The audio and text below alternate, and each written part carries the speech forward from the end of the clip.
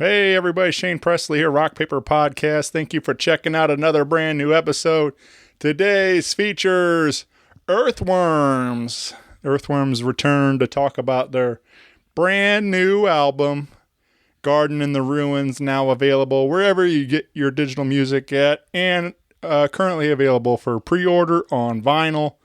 And those will be coming really soon. So get plugged in with them on your socials. And you can find the vinyl presale on Bandcamp. But you're going to hear all about it on today's episode. You're going to get a sneak peek at the album. And I hope you enjoy it. I do want to remind you, as always, Rock Paper Podcast is brought to you by Friendship Brewing Company in Wentzville, Missouri. Serving up all your craft beer needs. Over 25 rotating taps. All kinds of delicious food. You got your burgers and flatbread pizzas and salads and pretzels and nachos and all kinds of delicious things. And you can hear some great live music out there this week. Starting off on Thursday, December 1st, you got your Singo Bingo, the songs of the movies. You can come out and participate in that. On Friday, you've got Jeff Walchhauser out there, December 2nd, and Denver Wade Trent, Saturday night, December 3rd. You can find their full beer menu, concert calendar, and food menu at friendshipbrewingcompany.com. And be sure to follow along with them on your Facebook and Instagram. And if you're into all kinds of beers, you got to go check it out. They've got a pumpkin and yam beer for the holidays. They've got also one that tastes like pecan pie. You've got your standards, IPAs and your sours and your, or you can just get your local Andrew's Ale, named after Wentzville native Andrew. And so come on out and support and grab some beverages, some food, and listen to some great live music at Friendship Brewing Company in Wentzville, Missouri. And coming soon to Hannibal, Missouri in 2023. So get plugged in with them on the website for more details about that when the opening soon. But keep an eye out. All right, that is it for me, everybody. If you need me, you can always find me at rockpaperpodcast.com. Hit me up on the socials. Email me at rockpaperpodcast@gmail.com. And I would love to hear from you. With that out of the way, sit back, relax, and enjoy a brand new episode with Earthworms. A podcast is kind of like it's like a radio show that's not on the radio. It's on the internet. Does that make sense? Uh-huh. Yeah. That's also like my mom. It makes it sound more confusing, doesn't it? It sounds like this. What's up, y'all? It's Earthworms. And you are listening to Rock Paper Podcast. Rock Paper Podcast. Scissors beat paper, paper covers rock. Rock beats scissors, Shane covers non-stop. Never know what new kind of guest that he's got coming at you. Live and direct on the spot. Could be rock, folk, country, or hip-hop, jazz. All kind of folks that he has. Could be an artist or a comedian to make you laugh on the Rock Paper Podcast. Double-decker fudge round, rolling round town. Shane coming at you live and direct from ground zero. He's your hero, he's your bestie. Rock Paper Podcast with Shane Presley.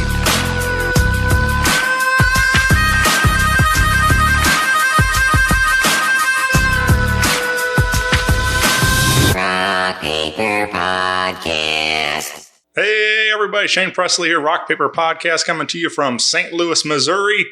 Hanging out with returning guest Earthworms. What up, what up? Welcome back to the show, guys. No, thanks for having us. This is cool. We haven't done this in a couple of years now, so 3.5 to be exact. Yeah, got a lot to catch up on. But I guess before we get all too far, you guys want to introduce yourselves again for those listening?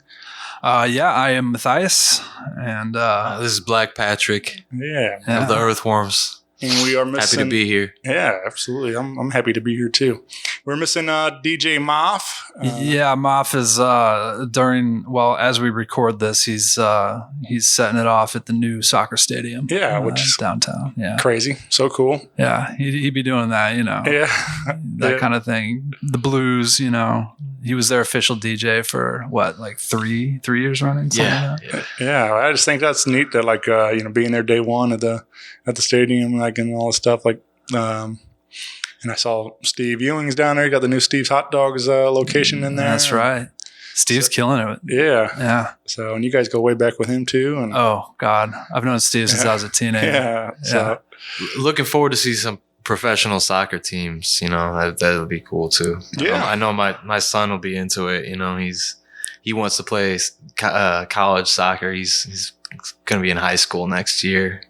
So I'm the assistant coach of his little soccer team. It's kind of fun. We do Nice. plays like year round.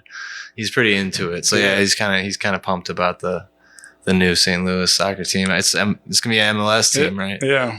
The stadium looks beautiful. I haven't seen it in person yet, just the pictures, but it's beautiful. Yeah, I mean, it's the food is what's caught my attention. There's definitely going to be some serious food going on down there. So for sure. Yeah, I'm excited to check it out. St. Louis, hopefully there's some barbecue down there. Oh yeah. But no, yeah, it's cool that Moff's getting an opportunity to showcase down there and getting to do his thing. So, but what you just you hopped on a flight this morning with us? This morning, woke up in Hollywood, and which is where I live these days. And you flew in just for the show, right? I flew in for the show and for the podcast. Yeah, flew in, got here in the nick of time. Yeah, man. We've been on the ground for about an hour and a half, maybe tops. And beautiful sunshine day here in St. yeah, beautiful 30-degree cloudy ass Shower. Just like Hollywood. Yeah, totally, exactly. Yeah, man. Well, I think it's cool. You've been out there West Coast for a while now, right? Yeah, almost 3 years. Yeah, man. Yeah. So I think it's cool that you're able to kind of manage still, like, be able to come home and rock a show and with us and everything else. Yeah, man, it's not as far as you think, and Right. Technology has advanced so much to where we rehearse on FaceTime and that kind of thing. We're always in contact. Yeah. And, I've flown on this. I was home a month ago to play a show. Now I'm back. So it's pretty accessible as long as there's money to pay for Yeah. plane tickets and things like Yeah. that. Yeah. That Well, money thing. Yeah. So we're here because we have a brand new Earthworms record, which feels good to say because it's been a while. It does. It's Yeah. been 12 years. It's been a long time coming on this one. Yeah, man. So it's a solid album, though. I'm really excited about it. Well, last time we hung out, you guys had just reunited. Yeah. That was for what Intellect MC's memorial show, right? Mm-hmm. Correct. Yeah. Intellect MC passed away in 2018, and we reunited to play that show. Ended up booking the Monocle a couple times. We had a lot of fun playing together. It was obviously a sad occasion. However, the first show back was it was a fundraiser for his family, and put together by his Midwest Avengers family and a lot of OGs on the bill. We were all booked separately to play like solo sets, and we were like, you know what, like maybe we should do an Earthworm set instead. And so that's what we did, and it was so much fun. People in the crowd were like, singing along to the lyrics. Like they hadn't heard us play these songs together in almost a decade, and it was joyful. Yeah. And we had a great time, and so we booked a few more shows, and that's when we ended up talking to you. And then so in that time period, where does the conversation start to, hey, maybe we should put together a new record and stuff? Yeah. So basically, we had a couple of beats that were left over that we hadn't used. So we started, when we were rehearsing, we also started sitting down and doing some writing sessions to kind of add something new to the set that we were having fun with. It's one thing to go up there and play some of these classic, Earthworm songs that we've got so much stage time on, we could probably do it blindfold with our hands behind our backs, with a gun at gunpoint, and we'd be fine, So it's like, but it's definitely more of a challenge when you're like using new material, and it's hard to kind of recreate like the stage. So it's kind of like we were trying to add something new for the set, and started off with some beats that Gorilla had made from a long time ago that we had never fully formed into Earthworms songs at the time that we kind of broke up. But then I don't know exactly how it happened, but Mathias got contacted by a friend of his, Douglas Keeney. Yeah, Doug Keeney. Doug yeah. Keeney. Doug Surreal. Doug Surreal. Yeah. And he gave us like a 3 or 4 beats to kind of look at, and as like an idea of maybe like he was trying to look for some some new MCs for some of his music, and that's where our first song was Disinfectant. And it was called Disinfectant because that was one of the lyrics that I used, and basically it was like he gave it to Mathias along with the premise that it was supposed to be like a song about what would happen if the world ended. And this is like December of like 2019, or it was December of 2018. Yeah, because the shit had not happened yet. Like, and we kind of like made up this sort of like kind of like apocalyptic wasteland. We had this idea in our head of what we were trying to like write into, and then he wrote his verse and I wrote my verse, and it was like, I was like, it was kind of like, it's kind of a step out of my comfort zone, because I usually write like I don't like write fiction when I'm writing lyrics. Usually I'm writing like stuff that's actually happened to me, or from my own personal perspective. Maybe some exaggerated, but like, I was kind of like, it was almost like, describing like a movie or something like that in my head. Yeah. So it was, he sent us the beat. So a little backstory is I had worked with Doug Surreal. Doug Surreal, he lives in Portland, Oregon. He's been on the West Coast now for a better part of 20 years, I think. And he did some time in St. Louis, back in the day. And, he had a DJ crew called Litter Thugs. And so I knew him from that. And, I'd done a song with him in 2002. It was him, Kat Davis, Jai Davis, and Wafiq, who is now known as Damon. And that was the first day that I ever met Damon. And we recorded a song together, and then I went to New York for half a year, like the next day. And the song never came out, and until a few years ago, we put it on a Far-Fetched prologue compilation. It was the first time it ever saw the light of day, which is wild because it's a banger. It's called One Man's Trash. It sounds dope. It's dope. But like Doug produced it. And so I had reached out to Doug. I found him on the internet. We hadn't talked in 20 years. I found him on the internet. And I was like, hey, do you still have the files for that beat by chance? You know what I mean? And lo and behold, he did. And he sent him along and all that. And so we just started exchanging messages. And I was like, oh, he's like, hey, man, we should work together again. And so he sends me the beat for Disinfectant. I'm like, hey, you know what? Like Earthworms, we just started kind of playing again. And we've been talking about making some new songs. We've been doing a little writing, and nothing had been finished or really come of it, and I was like, what if I get my boy Carey, Black Patrick on this song? He's like, yeah, fuck yeah, go for it. And so we ended up writing this song. It was the first song that we wrote and recorded in a decade. And it is really prophetic because it's, you listen to it, you'd think it's about what has happened over the past 3 years, and we wrote it before any of that. It's called Disinfectant. You know what I mean? Like that's a word in everybody's vocabulary now. Sure.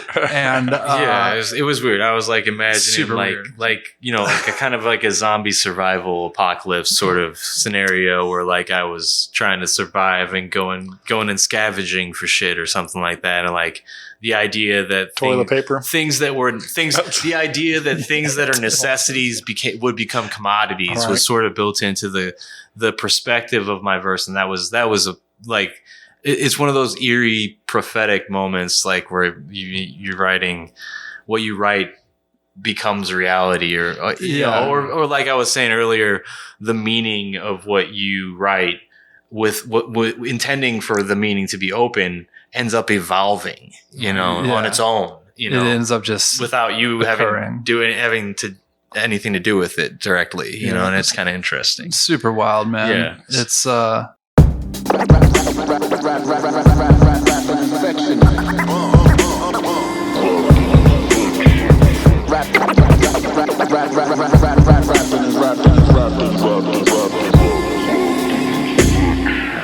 Better get sailing out of Rivendell, put the oars in the water and give it hell. Drinking insane amount of Zinfandel. Science won, religion fell. The whole world know what's coming. Sky's on fire and the sun's blooded. Never knew revenue was nothing. It's impending doom and now you love something. Whatever, man, battle with your better hand, battle with your other. I'ma navigate to Neverland. Gon' blow with the wind like a metal dad. We can build a better boat, remember that. We can live where empathy reigns, gently stepping on friendly terrain. Celebrate strange, hella great brains. You won't see your enemies again.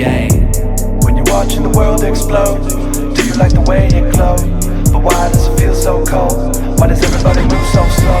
When you're watching the world explode, do you like the way it glows? But why does it feel so cold? Why does everybody move so slow? But I still father my kids, wandering off of the grid, misdirected. How did we squander the gift we were given? Got dropped in a bottomless pit and tested. Pondering the possibility that my positivity has potential to get reflected. Consequently, we feel responsible for setting an example that gets respected. Wonder what the odds are we locate a truck we can pop star stocked up with disinfectant. Drop it in a hot bar, hiding from a mob in a boxcar, chilling but we need some breakfast. Willing to be seen as defenseless, on guard reckoning with threats relentless. Teach my apprentice the peaceful pensions, but he's brushed with death to leave you breathless. When you're watching the world explode, do you like the way it glows? But why does it feel so cold? Why does everybody move so slow? When you're watching the world explode, do you like the way it glows? But why does it feel so cold? Why does everybody move so slow? I summon the power of Grayskull, while others are calling for angels, and others are calling for changes, and others are high with the angels.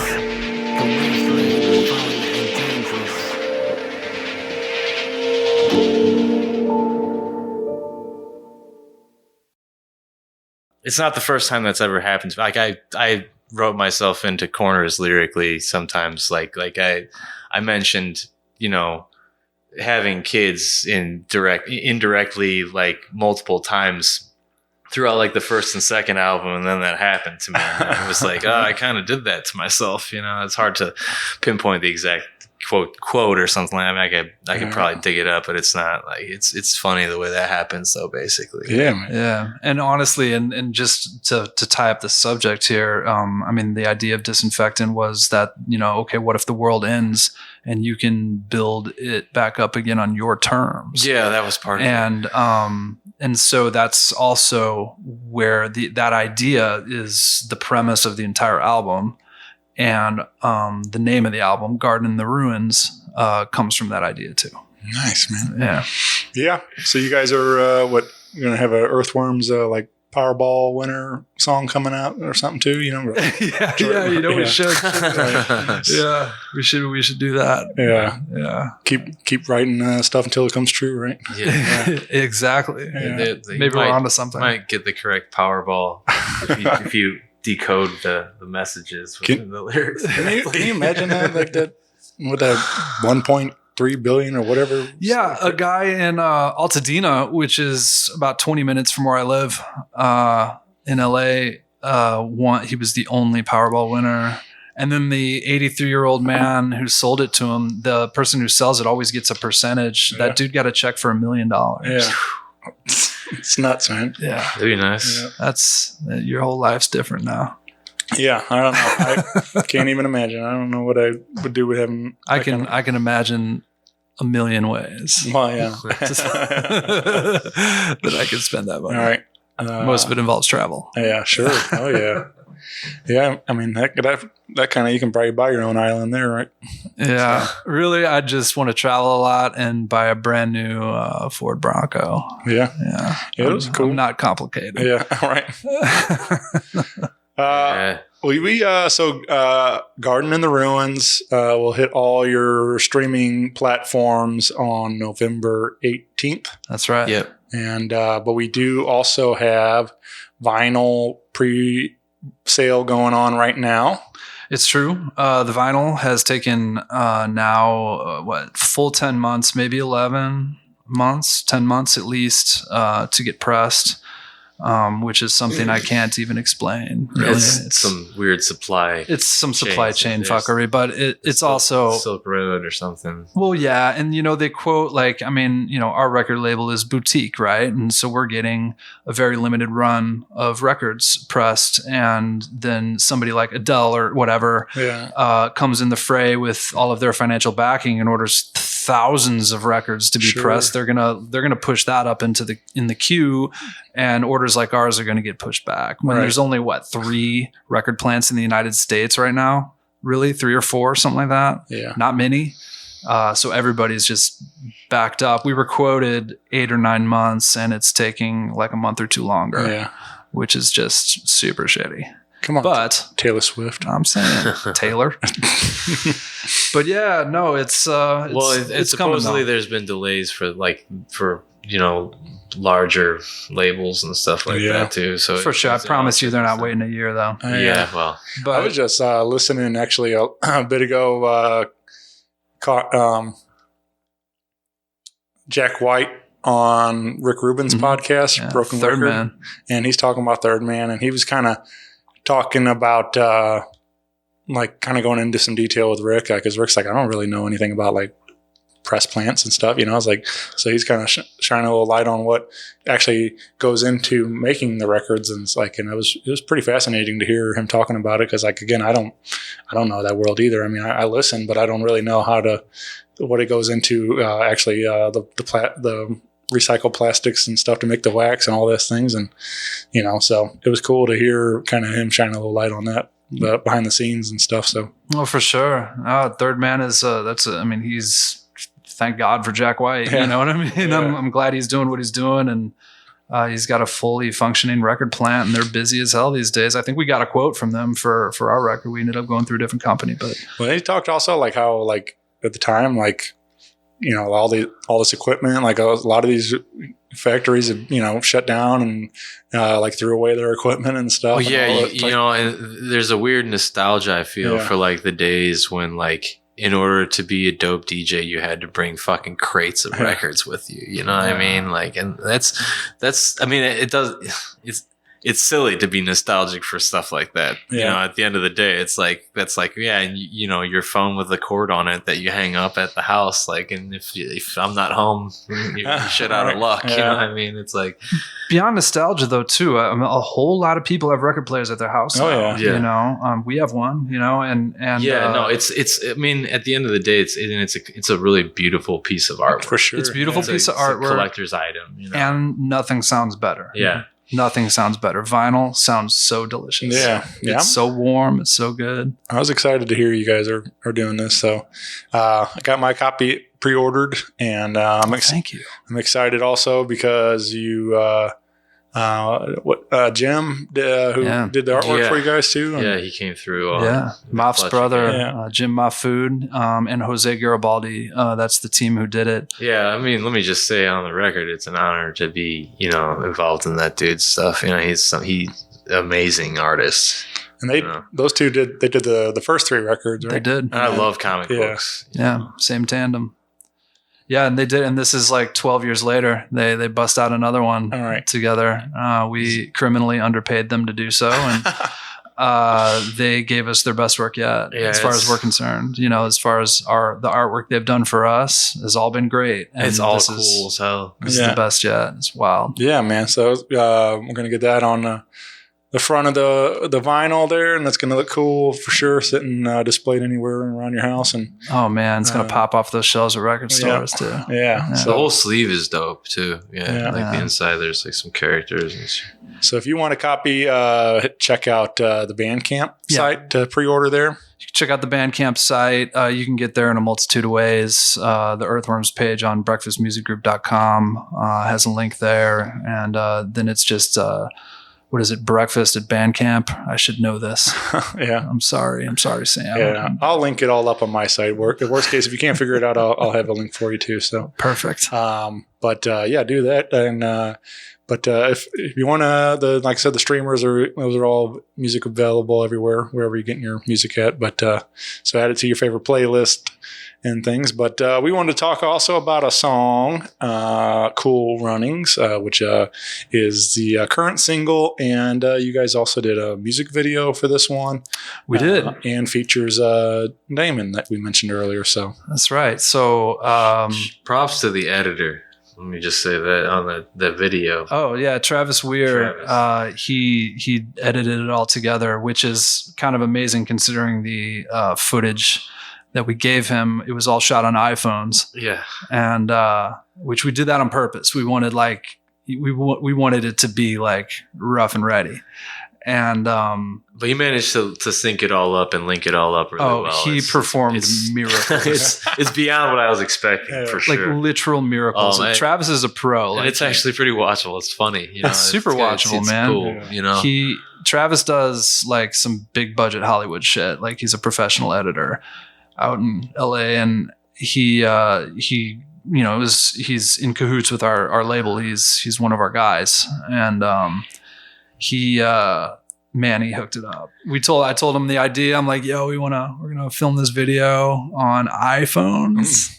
Do you think you can take the footage and make it pretty? And he was like, yeah, give me the footage. And man, we have like sideways. Some of the footage was like, sideways, and some of it was up and down. You know what I mean? We didn't like regulate that, and we probably should have, but we gave him all sorts of shit. There was a lot of it that had sound on it, so he could like easily sync it up, and then a lot of it, like one of the phones, probably mine, I don't know, that would be typical, but it didn't have sound on it. Yeah. So he had to like sync it up visually. There was no like sound cues for him to use, so he performed miracles on it. But yeah, the song itself is funky. The synth line and the the 4 on the floor drums just makes it go. It's probably on the record. There are 2 songs on the new record that are reflective of our past, stuff we would have done. To me, Cool Runnings is like it's like a getting back into what we were doing. Yeah. Sort of, it's like it feels like Earthworms. Yeah, it's like a rehashing. Yeah. We have like a silly, slightly evolving, like complicated hook on it, rainbows and chicken wings, whitewash wall stained with the nicotine. And then it's got Damon in it, starting it off like Leonardo, who's also my favorite Ninja Turtle. So,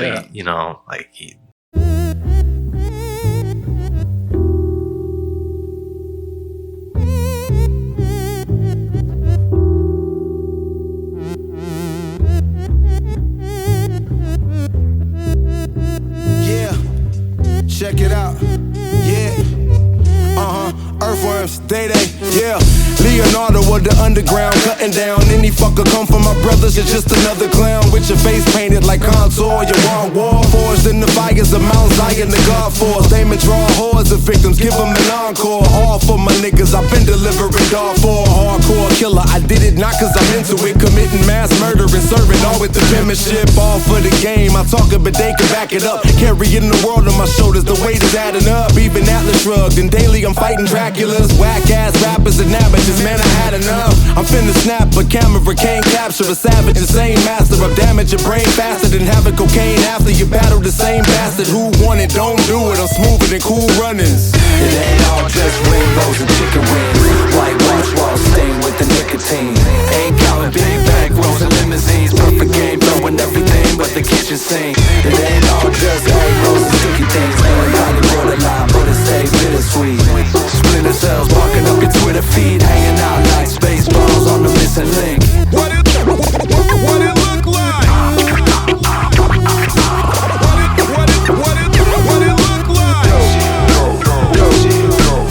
Holding the pen in my clutches, but I relax. Keep my mind open open and focused upon the track that I follow. Much as he bit off, he gotta swallow. Pop the lid off the top of the bottle, hollow it out. Drop a jewel, fuel for inverting the shadow of doubt. Filling the groove, the lucid dream. Dragging his out of his den. Black Patty's wagging his tail at it again. Habit of hopping into the pocket and ripping the hem. Slipping a gem or two, kicking a center two. Centipede or dip under your tennis suit. Revenue for the decadence, beckoning to the penitent man. I carry on in the pursuit of an intelligent plan, cause I'm a medicine man. Hacking it through the jungle with a machete in my hand, ready to take a stand. Handed through the shovel if the levee's on demand. If you ran through all the trouble you can handle, y'all can scram. It ain't all just rainbows and chicken wings. Whitewash walls stained with the nicotine. Ain't counting big back rows and limousines. Perfect game, throwing everything but the kitchen sink. It ain't all just tangos and skinny jeans. Melancholy borderline, but it stays bittersweet. Splinter cells barking up your Twitter feed. Hanging out like space balls on the missing link. What it look like?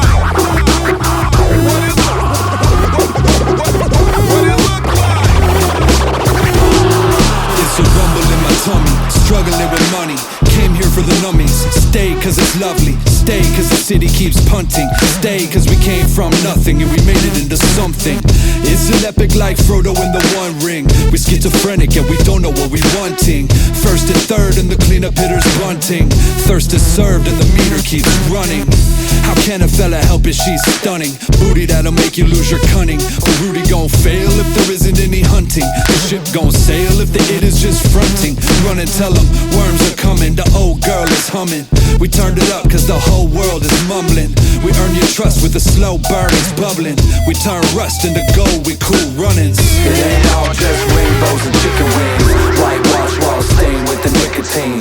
Ain't counting big bag rolls and limousines. Perfect game, throwing everything but the kitchen sink. It ain't all just tangos and triple teams. Melancholy borderline, but it stays bittersweet. Splinter cells barking up your Twitter feed. Hanging out like space balls on the missing link.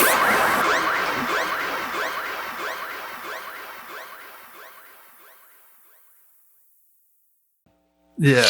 So, and the story with that is we knew we wanted to get, a guest vocal on it.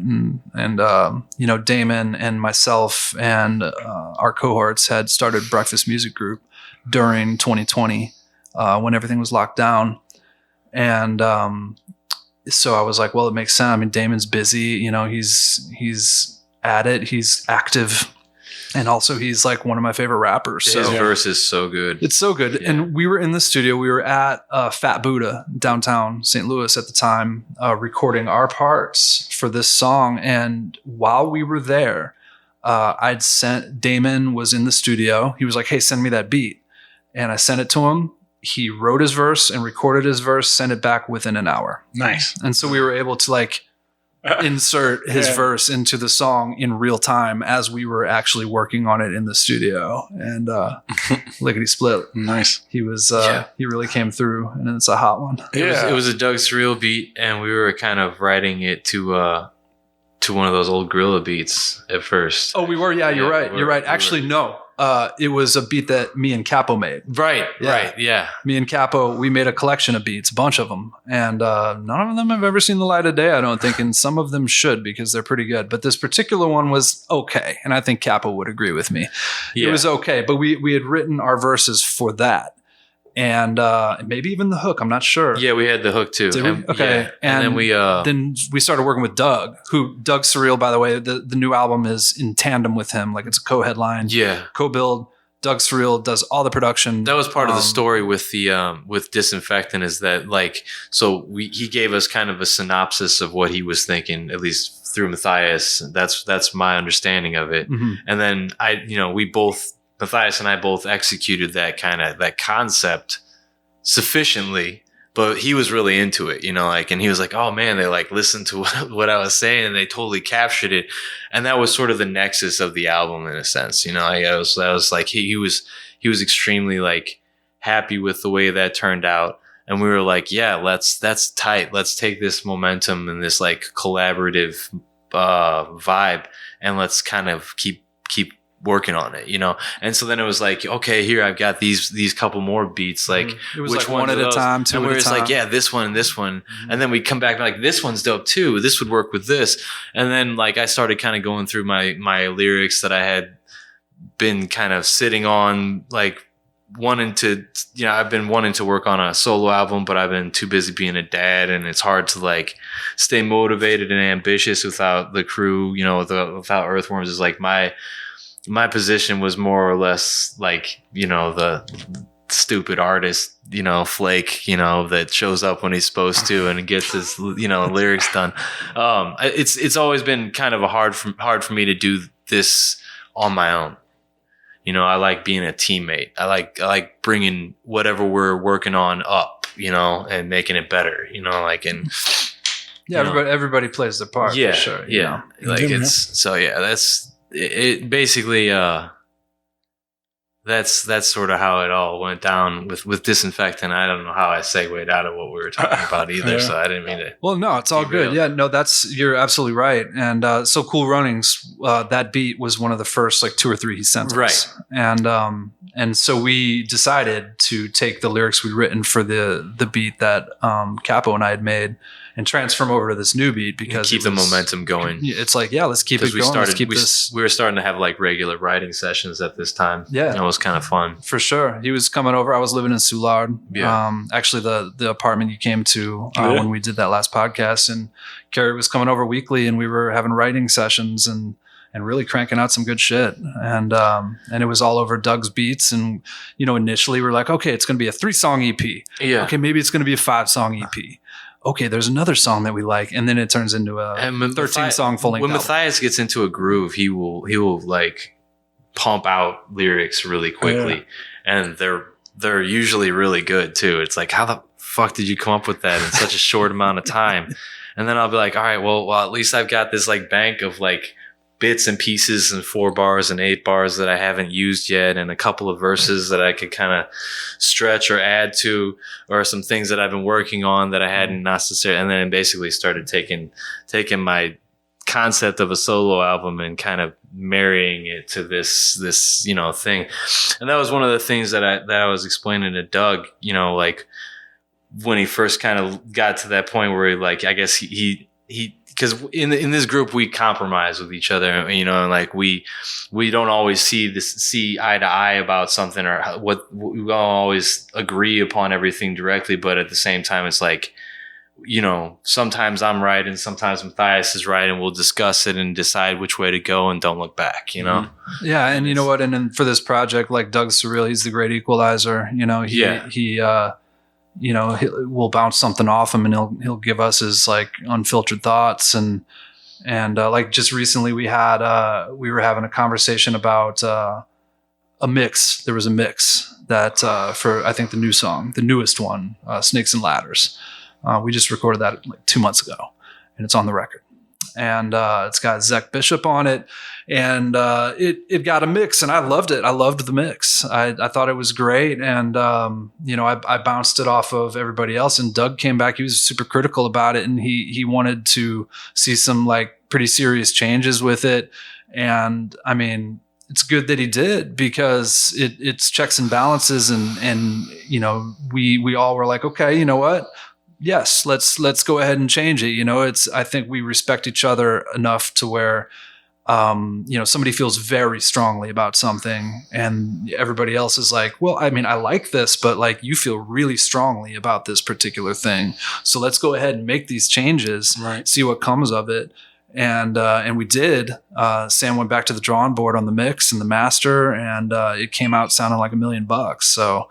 And that's because Doug pushed for it. And so it's really been fruitful working together. And we all, Carrie, Moff, and I have like this lengthy history working together. And Doug is like the newest member of this crew kind of equation. Yeah. And so that's sort of what I was getting at, is that like, he really became a collaborative member, and was like on board for what we were doing. Mm-hmm. As opposed to just kind of supplying the instrumental and then having a hands-off approach. He was actually mixing the album at some point and doing a really good job, and kind of pushed us in the direction that we needed to go and things. So yeah, it was just, it's pretty cool. Like, and then like the range of the album musically, like, or not lyrically, but like the beats, it's really cool that it's got that much range, but it still all kind of ties together. Like you can hear like that there's a through line. That's that Doug Surreal thread through that runs through the whole thing, even though like it's that wobbly ass synth. It goes from that weird synth with like the wavering kind of bass kind of, and and the kind of tones all the way down to like literally like 90s boom bap Tribe Called Quest style. It's like but it all makes sense together for sure. There's a sonic through line. Yeah, there's like a and there's some experimentation with like BPM and scales and like rhythm patterns and stuff like that. Like there's this really good song. My mom called it a dirge, but I think she just like doesn't like to give me credit because I played them dirges in that. Dude, it's such a good song when it comes down to it. It's called I Narcissus, and it's basically about like being self-absorbed, and like it's an interesting track, for sure. And like the beat on that track is arguably one of the most interesting beats I've ever fucking heard. Like the way the upright bass like dives into, this like weird drop style kind of high, whatever it is, almost trappy a little bit. Yeah, that shit. But it's man, it's really dope to work with him for sure. And it's really, when we started this, it was like okay, if we're going to make a new record, I don't want to make a record that sounds like our other 3 records, I want to do something new and current. I think that was like the first, obviously it's the first thing you notice, like there's not the samples and stuff there from the like previous records. And is it definitely a very different sound. Yeah. And, obviously it's been 12 years, like we said. So sound of, has evolved a lot over the years. Stuff, but I think this is like, it's kind of cool.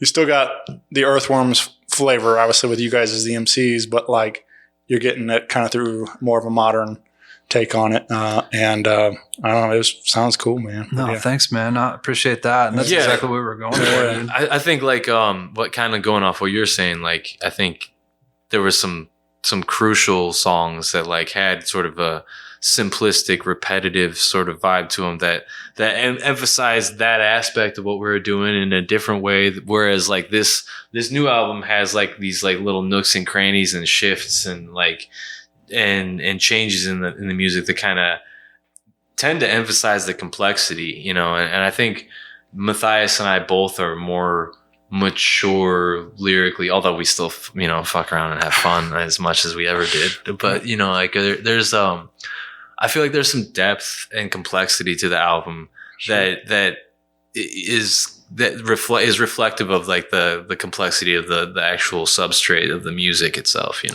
It's true. And when he says crucial, he's talking about DJ Crucial, who produced a lot of our old stuff, especially on the last 2 albums prior to this one. And it's straight up boom bap, man. It's classic boom bap hip hop, like beautiful production.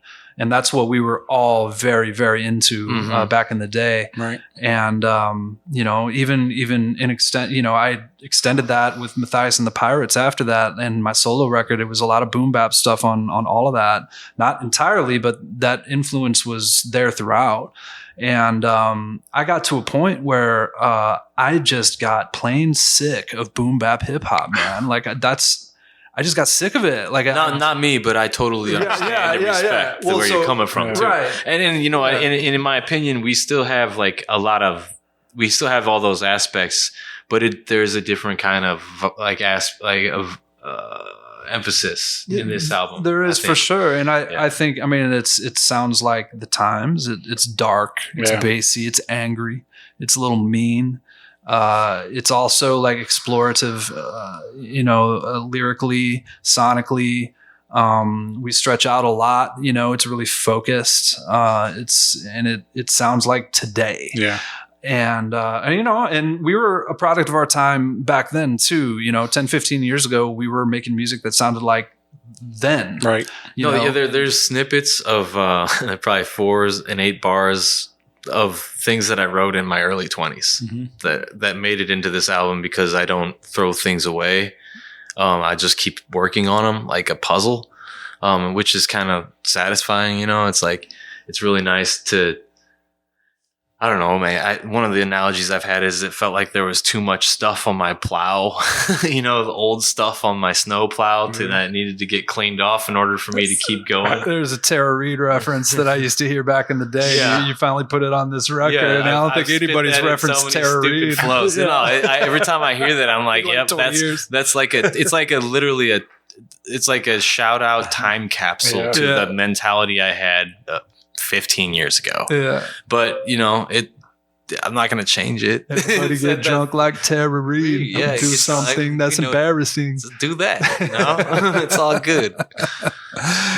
Tara Reid's probably like a grandmother now. Yeah, I was like, no offense to her. She just was associated with getting drunk and doing something embarrassing when I was in my early 20s. Well, for sure. That made it into my, my lyricism. Is there a particular line for either of you guys that you're like, just really stoked about, that you were like, man, that's I'm excited to put that. That's how I feel about a lot of it. Yeah, there's a lot of little nuggets in there. Like I'm probably my own worst critic, and so if I can get something like the puzzle pieces that I'm trying to make out of words, if I can get them to where they lay out, and I'm satisfied with it, I'm like, all right, that's probably good. It's not bad. It's at this point I've worked on it hard enough to where I know it's not bad anymore. It started off bad. That's how I think about it. Like there, it's a bitter, cold world. Fathers need our son to face it. It's been bothering us since we first realized we were naked. Like that's like a weird biblical reference in a sense. Like, but it's also just like, it's poetic, and it's like, it's about like vulnerability, and like I worded it specifically to be able to be taken different ways depending on what you want to deal with, how you want to deal with it. I think that a lot of times, and I'll tell you, I think maybe I think one of the songs that I think I'm proudest of lyrically is Light in the Attic, and that's a Shel Silverstein reference. But it goes a little deeper than that too. The attics are typically dark, right? And you got to turn on the light to see. And, I think that a lot of people in general spend a lot of energy convincing the world that they are good. They're good people and there's no darkness about them. They've never done a thing wrong.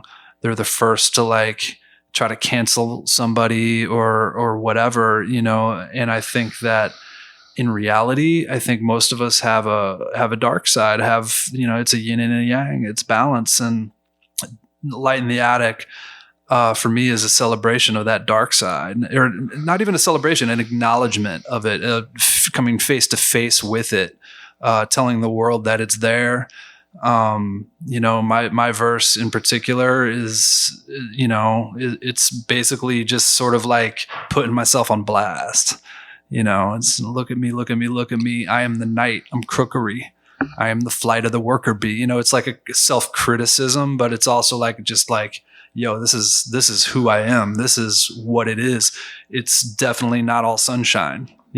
Like I'm as complicated of a human as anybody else is. And here's my acknowledgement of that.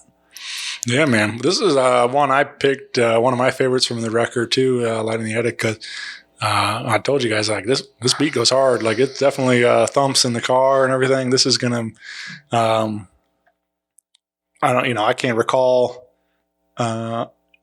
anything like this previously from you guys at all. No. So like anything like that would, you had a couple, but that would put a little thump in there, but like not like this. And so it's cool to hear something completely different from you guys. Like, and this is one that definitely is turned up loud and just, was fun to bounce along to. Yeah, it bangs, man. Yeah. Nine-tail fox don't tiptoe.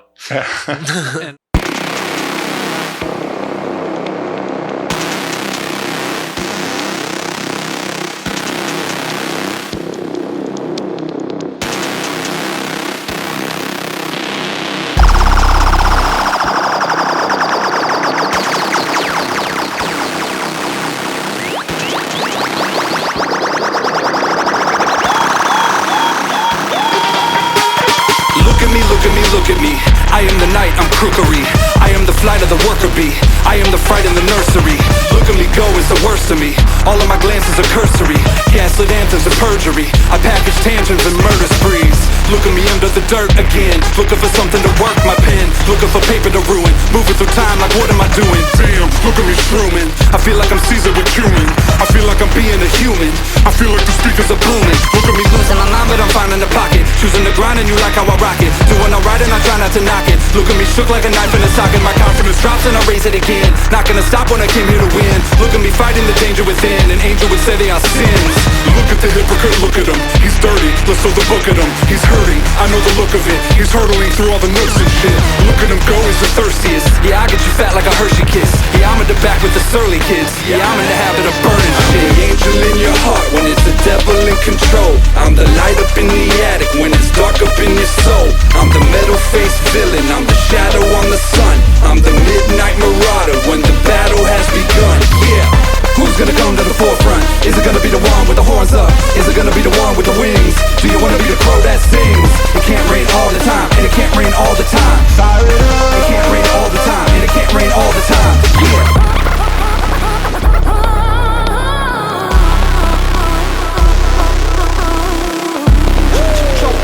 Show what you like. Can't bring all the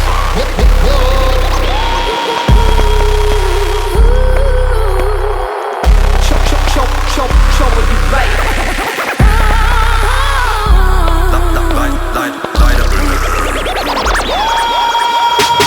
Imposter syndrome, lost in a foster kid's home. Preposterously awesome, chocolate dipped in brimstone. Thought my doppelganger moved cautiously amongst the wind blown, but hop on top an ostrich and ride it across the bridge. Old timers have lost their grip though, griping about the crypto. Shadow box a composite, a shoplifting the wishbone. Look at me, look, I got smoke billowing out the window. I'm not the type to panic, especially at the disco. Look at me though, look yo, 9-10 Fox don't tiptoe. Slick as a pan with the Crisco, breathe vibe by the fistful.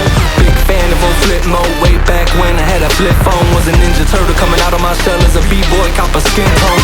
Go clutch when it's time to clinch, light up in the attic as a finch. Probably could've caught it on a hunch, chimney full of Grinch. Put a pretty penny in a pinch, try to get the money in a bunch. Pumming them with kicks, now I gotta follow with a punch. Scuffling a slip, caught him with a fist. Pull him out of trouble, had a shovel in the ditch.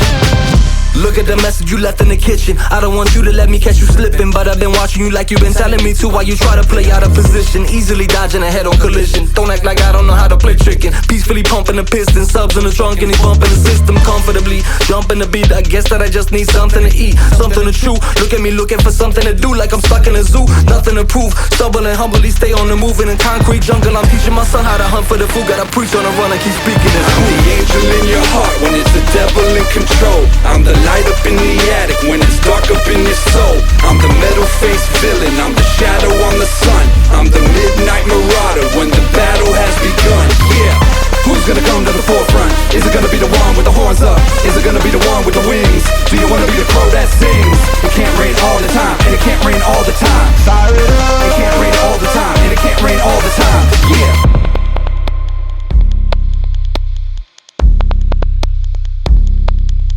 Fire it up.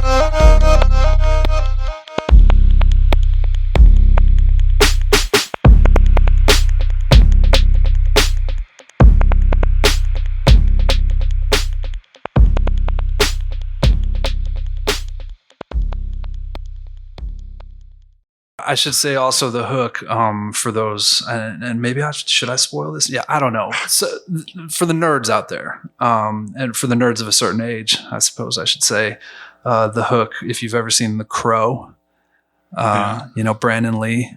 The hook is wide. I took the idea of that hook from The Crow. Okay, because I love that movie. Yeah, Can't Rain All the Time. Right. Yeah.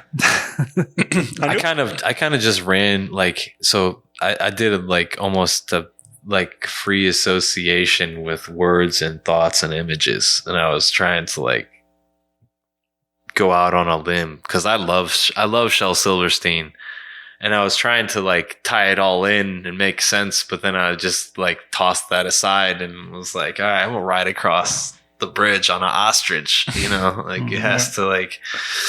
And also it's about many things, but imposter syndrome too. Yeah, that's being lost in a foster kid's home. Yeah. Yeah. Yeah, man. Well, again, find Garden in the Ruins on all your platforms on November 18th, and hit that pre-order link to get your vinyl copy coming. Yeah, get that coming vinyl, soon. baby. Yeah. Get that vinyl.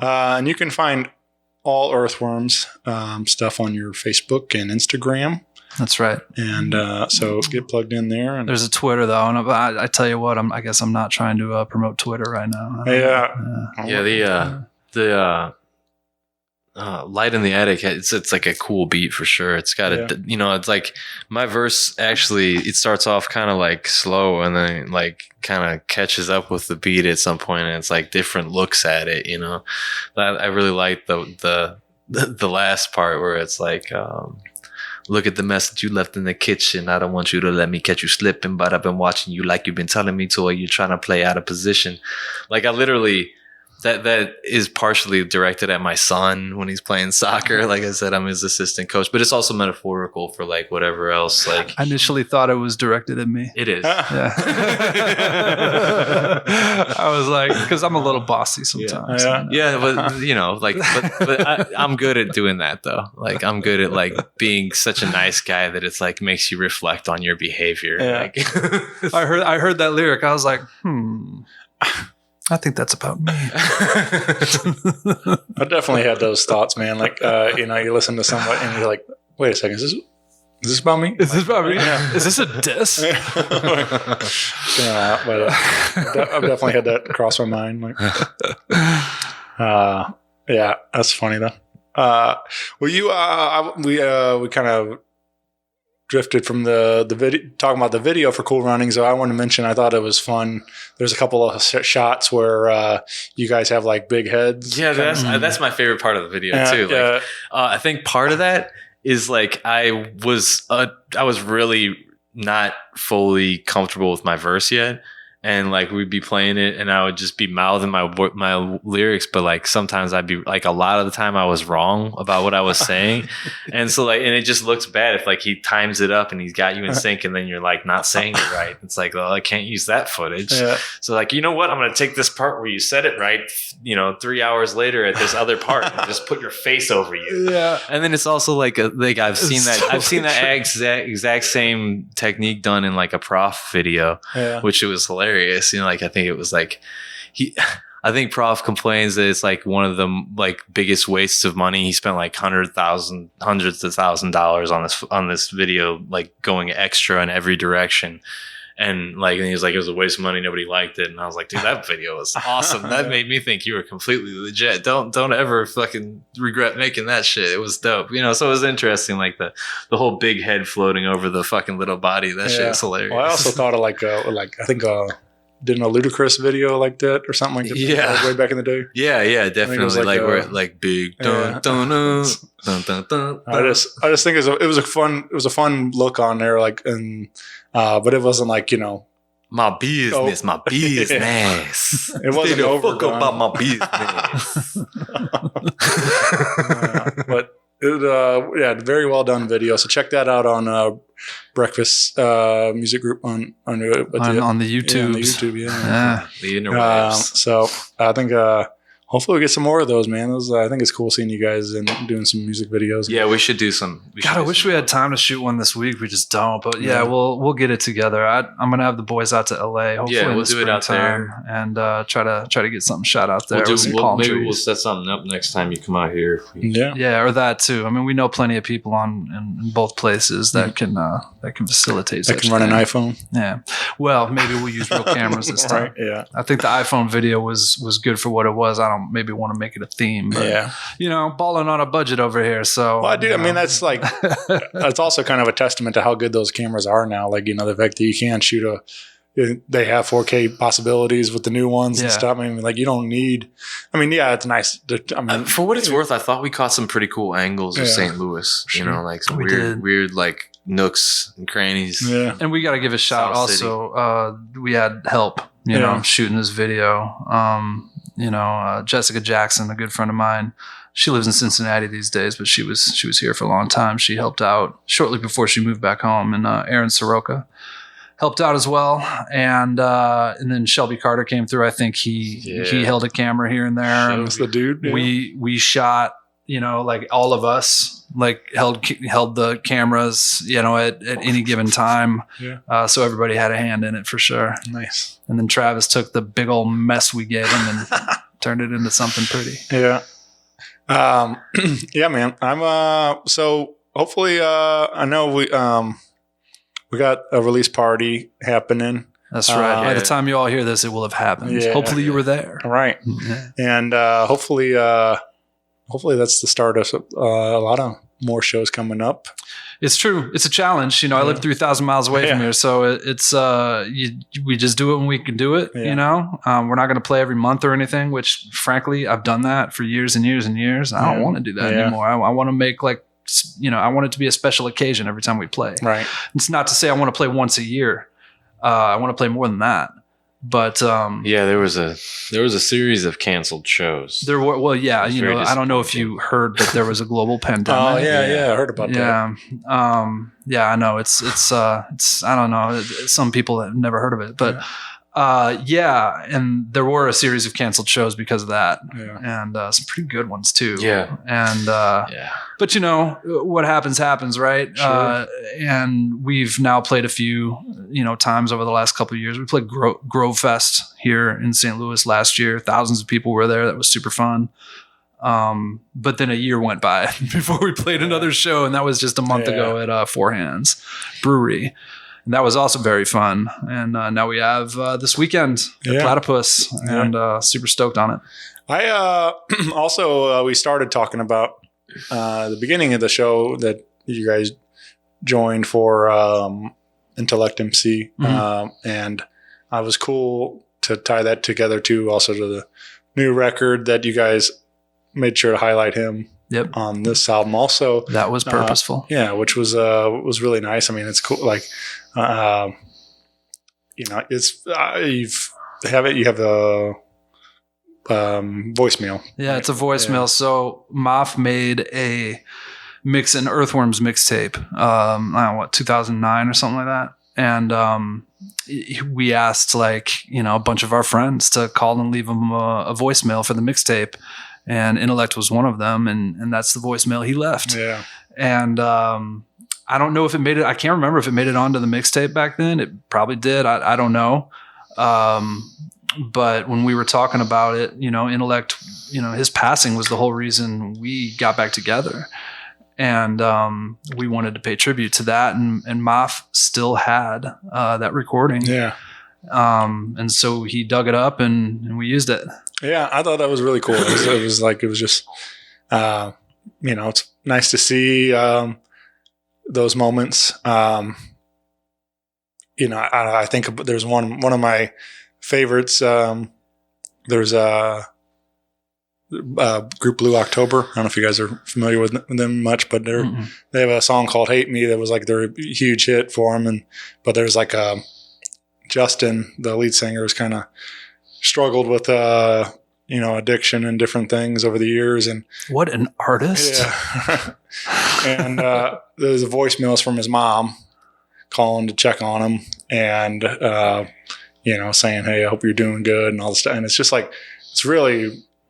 It really pulls on the heartstrings. But it's so beautiful, well done. That it's in there and it's on this recording, and everybody gets to celebrate it. Over all these years. Yeah, it's there's lots of happy things, but it's really art reflects not just happy emotions. Good art sometimes captures true sadness in a way that kind of puts it in perspective. Yeah, that's what I mean.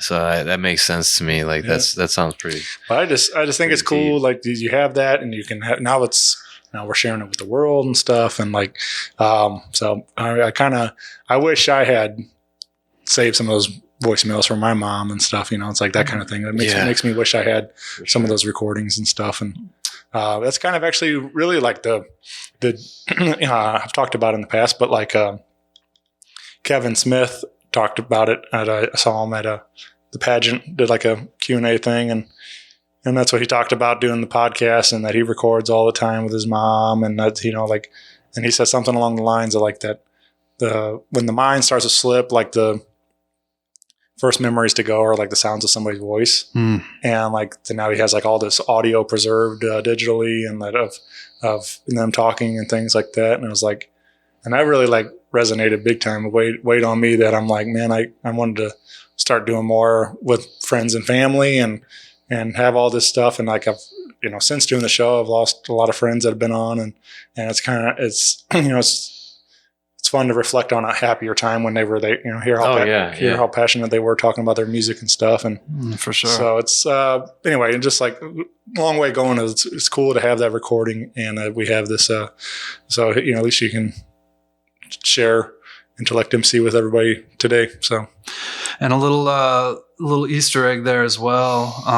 We placed that voicemail very specifically where it is on the record. It's the second to last track, because the last track has Adverb Superb and T Menace on it, and Intellect and Adverb Superb, Darren, were in a group, a very legendary St. Louis hip hop group called In Limbo, back in the 90s.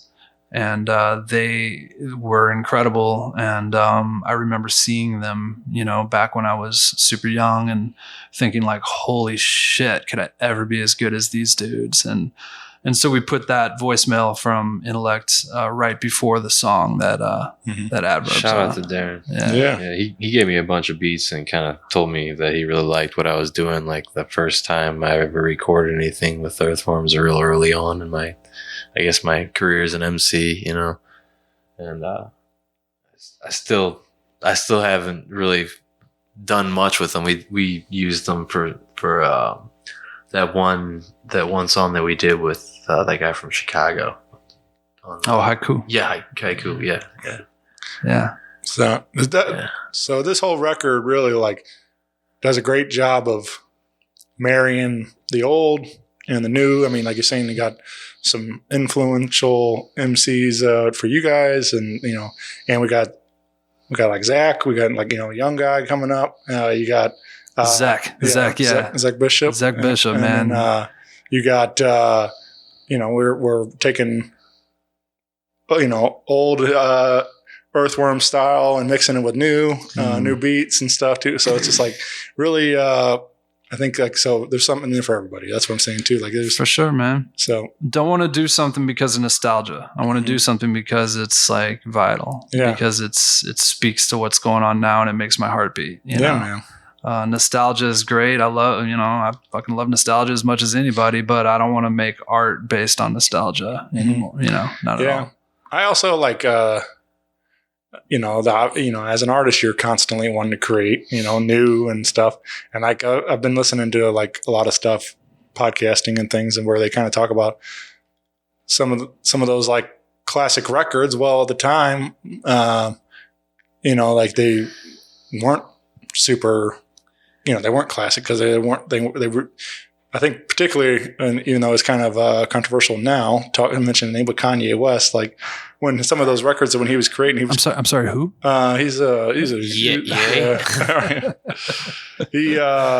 He was making. That's what he was making music for the future, kind of thing. Like, and that's what I thought was like some of those records at the time, like people didn't really get, and then all of a sudden now it's like a year later they're like, oh, I get it now. Like now it's.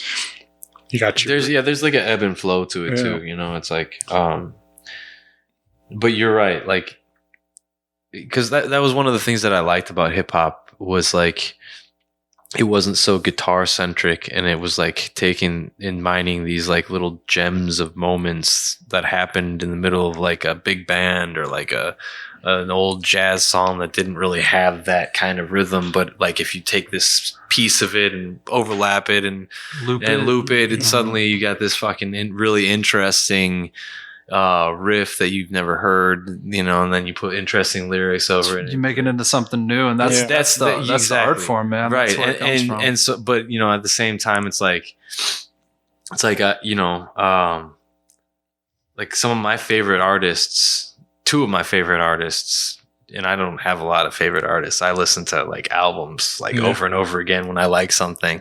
But like Andre 3000 and Prof, both basically like took what they were doing and tried to evolve it further and further into like basically just music and singing and you know, like emotions put into, you know, a sonic form kind of thing. Like, and it's Andre's the GOAT, man. yeah, dude. He's you know, pretty much. He's probably one of my favorite artists. Andre's the GOAT, and you know what? Big Boy is right there. There with him. They're rivals and like, you know. Yeah, but Andre, man, there's something. I mean, damn. Yeah. Damn. Dude, I love the way he'll leave like the hanging line, you know, as like the first line of a phrase as the last line in the stand, you know, in a rhyme, you know, like a line. Outkast is one of those groups I cannot get sick of them. I don't listen to them every day anymore like I used to, but when I hear an Outkast song, like I turn that shit up. Oh yeah. They're the GOATs. So that's sort of where you know, I'm trying to expand what I'm doing too, because I don't want to just keep doing this. Although I feel comfortable, and right now I'm like in a groove of where like writing new stuff is difficult, and I'm less distracted, and I'm feeling some momentum artistically. Like, so I want to keep creating, but at the same time, it's kind of hard to like. You got to keep pushing the envelope to a degree. You gotta break new ground and look for like where the frontier is, and kind of try to, you know, ride that crest, and at the same time be true to yourself, and like still do what you're doing, and like take what you learned and try to play around with it, you know. A lot of people can just write, and they've got a stockpile of lyrics or songs or whatever. I'm a person who writes specifically for projects. Yeah. I generally don't just write to write. I usually like to have a project in mind, even if it's just a one-off song. Like I know where this song's going, or I know what I want to do with it. You know, this is going to be a single, and I'm writing for this purpose. I see that actually is part of the reason that we make a good team, is because he has like a vision and he can follow that, and then I am really good at reacting and editing. You know, no, it's true. Yeah. Do you guys like when? And Moff's good at scratching. Yeah, Moff put together like just a series of like montages, like in scratching form, like in like it's basically like our third MC this album. You know? Well, speaking of third MC, got to give a shout out to Kama. He lives in LA. We hang out sometimes out there, but he's not. He didn't take part in this new record. He's on the first 3. He's, you know, big part of the group, Earthworm Forever. Shout out to my brother Justin. And he's just busy in life. He hasn't been rapping for like 10 years, and he's a dog trainer to, you know, a bunch of celebrities and things like that, and extremely into that's his life these days. He gave us his blessing to move forward as Earthworms and whatnot, and got to give him a shout out for sure. Yeah, man. I'm excited that you guys are back and with brand new tunes, and it's just exciting times, man. It's cool to see. Again, I'm pumped to get a copy on vinyl. Rock that at the house. Yeah, me too. Marijuana's speakers. Legal and cigarettes aren't cool. Right. Yeah, I think we kind of touched on that last time about Medicine Man and stuff. Yeah, you know, it's like that was an oblique Andre 3000 reference. I apologize. Yeah, but I think I mentioned Medicine Man, and it's just kind of weird that again you guys are kind of predicting looking the future. far into into the horizon. It's funny when we do that song now, because we pull that one out, right? That's just a good live song, and love that beat. Shout out to Ben Bounce, but when we do that song now, it's like a relic, because you know it's about your local weed dealer. It's like, I remember when you had to and now be your ashamed to smoke weed. Like, and now there's a pot shop around the corner from my apartment. Yeah. You know what I mean? You go to the store and you buy the weed at the store, and so it's kind of like it's very, you know, it's a time capsule. That one. That's what my little brother does. Yeah, right on. Legally. It's not a bad life, I know. It's weird, actually. I'm not gonna lie, it's weird. Yeah, I think it was. I think Jim Brewer had a bit about like trying to explain to his kids about, you know, going, you know, to meet a guy on the street and buying a bag, all stuff like, I don't know, just funny, like totally trying to explain to the youth that now where you can just legally walk into a store and buy it. And Oh man, these kids don't know how good they have it, bro. Yeah. I mean, I'm. You can pause TV shows. Yeah. Like, I try to explain that to pause my a son. TV show. Like, Right. hey, your mom asked you to do something, and you can pause this, and then come back, and it'll be where it was. Like that wasn't a thing in my childhood, so I don't want any problems. Yeah. Do what she said. I don't want any problems. Yeah, man. That's it. Yeah. Well, very cool. Again, get plugged in with Earthworms. Hopefully we'll get some more shows filling up the calendar here soon. And but appreciate you guys taking some time to do this, man. Yeah, man, it was great. It's great catching up with you. And thanks for having us, man. Absolutely, anytime. That's always it's always cool to get to sit down and just, you know, like I said, I look at this show as a fun way to document all this stuff and archive what's happening in St. Louis music. And so it's fun to have any time where I can hang out with my buddies and talk a brand new record and everything else. So between you and Tony Willingham at Beyond FM, like you guys are the archives of modern St. Louis music. You guys really are. And, you know, I think years down the road, people are going to look back at your contributions and it's going to be like Library of Congress important to like this city.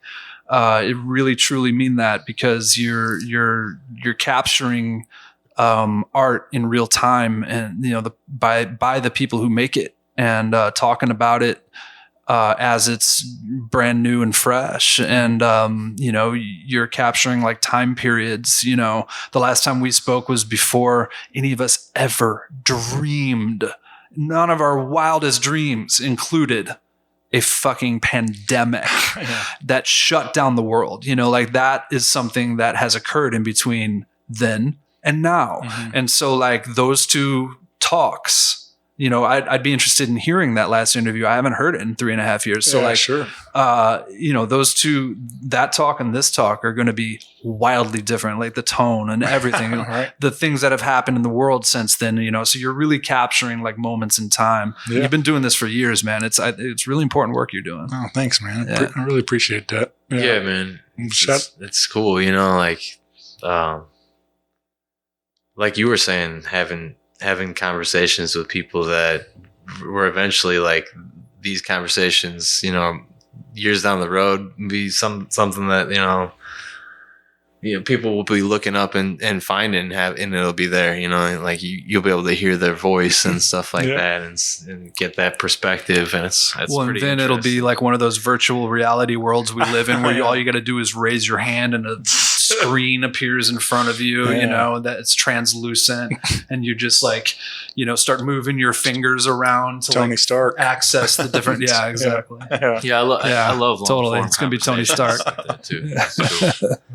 Yeah, man. Now big shout out to Tony. He's my dude too. So if you aren't, whenever you're not listening to the Rock Paper Podcast, be sure to tune into Beyond FM. Beyond FM. Yeah, that's right. But right on. I'll let you guys get out of here. But thank you for spending some time with me today. Thanks for flying in here, Mathias, for the show today. And you know, my pleasure, man. I got to get on a plane right after this. Shout out to Ariel, Donnie, and Willow. Yeah. And yo, while I got your ears, check out breakfastmusicgroup.com. Yo, breakfast. We got lots and lots of music on there. Great artists. Big ups to Grilla. Big up to Grilla and Chris and Andrew and the whole squad. We have a really special thing going on and it's all heart and soul. So check us out. Yeah. Shout out to Doug Surreal. Yeah. Our brother. And Moff out there putting in work. Yeah. You know, opportunity knocks. Got to answer the door. He answers the door a lot. I know. He keeps a foot in it. He does. Yeah, he's a hustler. That's right. All right. Thanks, guys. Yeah, thanks, Shane. Bye, everybody. Later. Deuces.